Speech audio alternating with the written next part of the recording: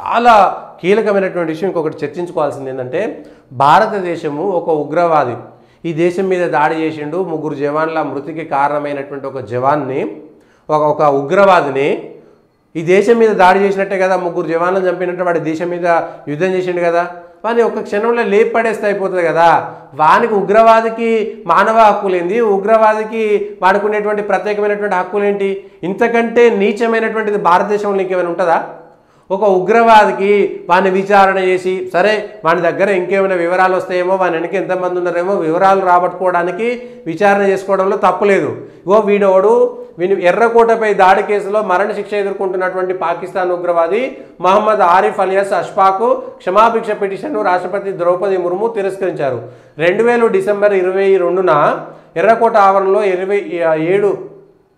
Rajputana rifles యూనిట్పై ఉగ్రవాదులు కాల్పులకు పాడడంతో ముగ్గురు జవాన్లు మరణించారు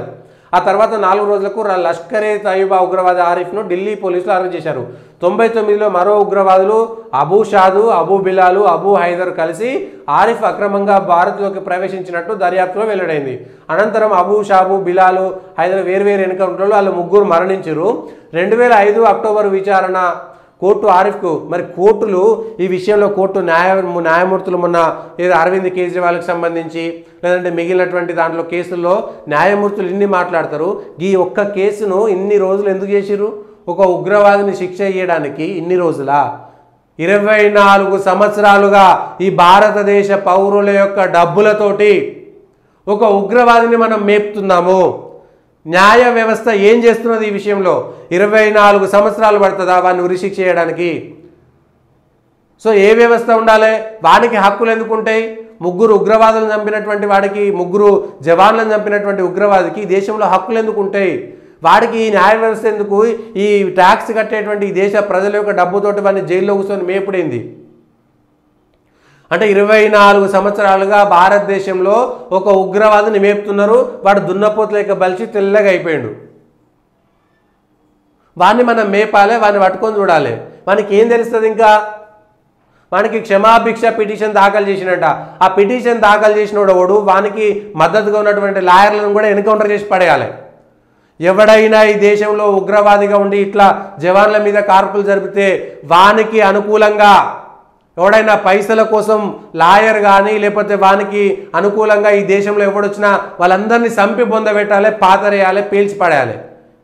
అట్లయితేనే ఇంకోడైనా ఉగ్రవాద కోసం మాట్లాడంటే లేకపోతే వాడోడు ఉగ్రవాది వస్తాడు ఉగ్రవాదికి అంత్యక్రియలు చేస్తే వేలాది మంది వాని చోటు పోతే ఆ వేలాది మందిని ఒకటేసారి కాల్ చేయొద్దు బాంబులు వేల్చి మీ బతుకులు ఇంతకంటే దరిద్రం కాదు ఒక ఉగ్రవాది అంత్యక్రియలకు పోయినటువంటి వాళ్ళందరూ కూడా ఉగ్రవాదులే ఒక ఉగ్రవాదికి మద్దతుగా పోయినటువంటి లాయర్ కూడా ఉగ్రవాదే వాడు కసబ్కు కానీ వీడు ఆరిఫ్కి కానీ ఇంకోడన్నా కానీ ఒక ఉగ్రవాదికి అది ఇన్ని రోజుల పాటు న్యాయ వ్యవస్థ చాలా దారుణంగా ఫెయిల్ అయింది సిగ్గుతో తలదించుకోవాలి న్యాయ వ్యవస్థ 24 సంవత్సరాల పాటు వాడికి అవకాశాన్ని కల్పించినటువంటి న్యాయ వ్యవస్థ ఈ దేశంలో పుట్టి ట్యాక్స్లు కట్టి ఈ దేశం కోసం కష్టపడ్డటువంటి వాళ్ళకేమో న్యాయం దొరకదు ఒక ఉగ్రవాదికేమో వానికి న్యాయం ఎక్కడిదండి ఇంకా న్యాయము ధర్మం ఎక్కడిది న్యాయం ఎక్కడిది అంటే భారతదేశంలో ఎవడైనా ఉగ్రవాది కూడా మంచిగా బతుకోగలుగుతాడు కానీ ఈ దేశంలో రోహింగ్యాలు ఈ దేశంలో అక్రమంగా వచ్చినటువంటి పాకిస్తానీలు బంగ్లాదేశీలు ఈ దేశంలో వానికి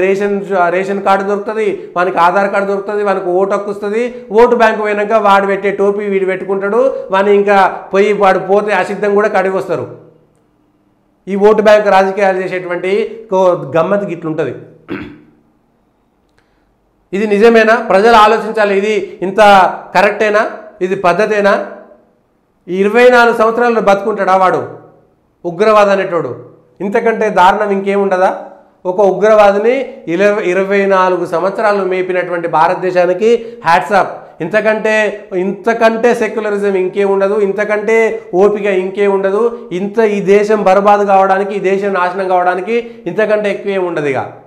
వీడి కోసం ఎవడైతే న్యాయవాది రివ్యూ పిటిషన్ ఇచ్చిండో ఎవడైతే వీనికి క్యూరేటరీ పిటిషన్కి అవకాశం ఇచ్చిండో సుప్రీంకోర్టు దాకా పోవడానికి ఎవడైతే లాయర్ వాడికి సాయం చేసిండో వాళ్ళందరి ఇండ్లను కూల్చేయాలి వాళ్ళందరినీ చంపి పడేయాలి లేకపోతే ఈ దేశం బాగుపడదు ఎవడైతే ఒక చట్టం తేవాలి ఎవడైతే ఉగ్రవాదిగా ముద్రపడతాడో ఆ ఉగ్రవాదికి ఆశ్రయం ఇచ్చినటువంటి వాడు ఆ ఉగ్రవాది అంత్యక్రియలకు ఎవడైనా పోతే ఎవడో బయటికి కలుగు లెక్క బయటకు వస్తారు. ఎవడైనా ఉగ్రవాది కనుక కేవలం మా మతం కాబట్టి వాడికి పోతున్నామంటే తప్పే అది. దేశద్రోహం కింద వాని మీద కేసులు పెట్టి ఎవడైతే ఉగ్రవాది అంత్యక్రియలకు హాజరవుతాడో ఆ ఉగ్రవాది అంత్యక్రియలకు హాజరయ్యేటోడు కూడా ఉగ్రవాది అని ముద్రిస్తే అప్పుడు కానీ దేశం బాగుపడదు. లేకపోతే ఆ బొంబాయి ఉగ్రవాదుల్లో ఈ రీసెంట్ కూడా ఒక 3-4 ఫోటోల తర్వాత ఒక ప్రత్యేకమైనటువంటి స్టోరీ చేసుకుందాం. 1,00,000 మంది పోయారు ఒక ఉగ్రవాది అంత్యక్రియలకు. ఆ 1,00,000 మందిని ఒకేసారి బాంబే నుంచి పేల్ చేస్తే కానీ దేశం బాగుపడదు. ఉగ్రవాది అంత్యక్రియలకు కూడా ఏంది, నక్సలైట్ల అంత్యక్రియలకు కూడా ఏంది. ఇది ఈ దేశం నాశనం కావడానికి ఇంతకంటే గొప్ప అవసరం ఇంకేముంది అనేటువంటిది చూడాలి.